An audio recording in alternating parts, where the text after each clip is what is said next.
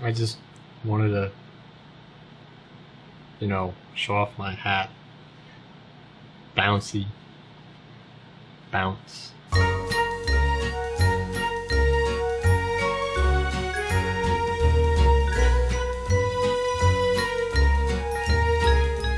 No one actually sent me any emails last week, so, yeah. Come on, people. Are you trying to make me sad? So, I wasn't really sure what to make this week. It is Christmas time after all, though. I thought back to my childhood, back when we had Christmas on Christmas Day. That actually never happened. We always had Christmas on Christmas Eve, which isn't that big of a deal, but I thought if we could have Christmas on Christmas Day back in those childhood memories, what would we have had? I would have probably wanted something full of sugary goodness to make myself bouncy. Bouncy like crazy happy, not bouncy like this hat. Not that kind of bouncy, no. I would stay up on the night before Christmas while no creature was stirring. Except the crazy freaking clicking of my Mac mouse, which randomly makes songs start playing. Can't you hear that?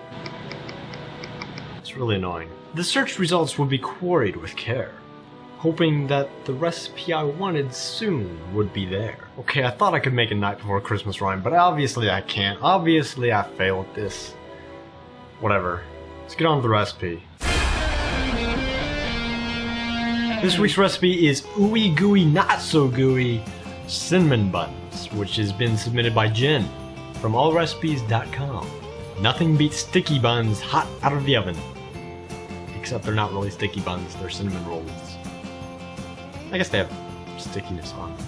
First of all, we must dissolve the water, sugar, and yeast in some sort of water. Make sure it's around 110 degrees Fahrenheit, or else if it's too much higher than that, you're gonna kill the yeast, and you don't want to be a murderer, do you? I don't. Warm the milk in a small saucepan until it starts to bubble. Then mix in 1/4 cup of butter and 1/4 cup of sugar.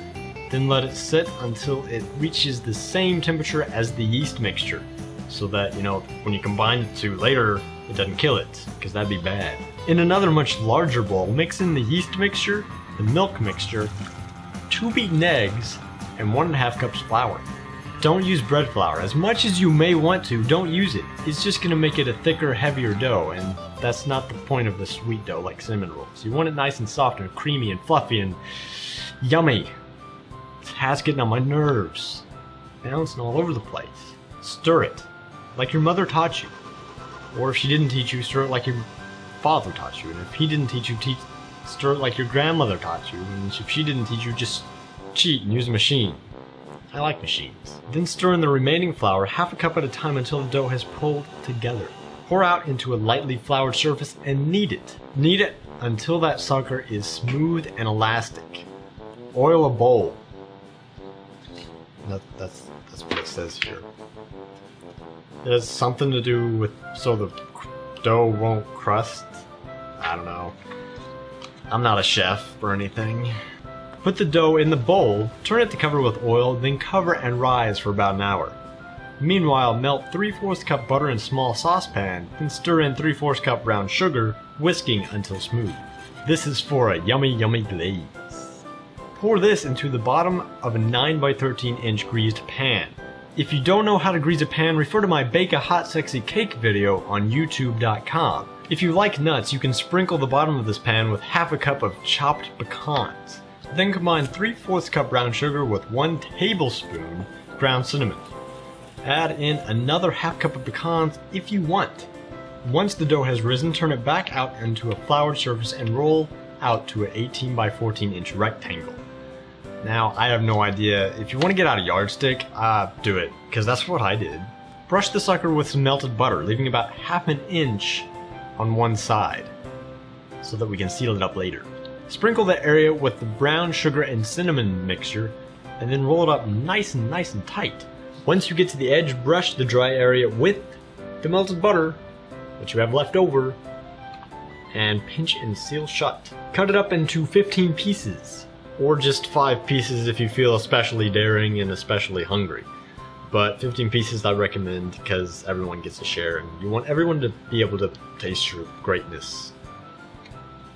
He gets you brownie points, trust me. Place the pieces into a prepared pan, cover and let rise for another hour. This is where you can just bake it now or shove them in the refrigerator and wait till Christmas morning. Now, like me, I want to pig out. Pig out on my scrumptious delights of goodness and cinnamon rolled up nice and tight. I mean, I'm a pig, can't you tell? Bake at 375 degrees Fahrenheit for about 25 to 30 minutes. Let it cool in the pan for about 3 minutes just to chill a little bit. And then cut into pieces and invert. That means flip over. You know, you flip it out and over so that the glaze is on top. Flip it out onto the platter that you plan to serve these on, or if you just want to serve it all to yourself, just put it on one really big plate. Then you can enjoy those suckers in their ooey gooey, not so gooey splendor.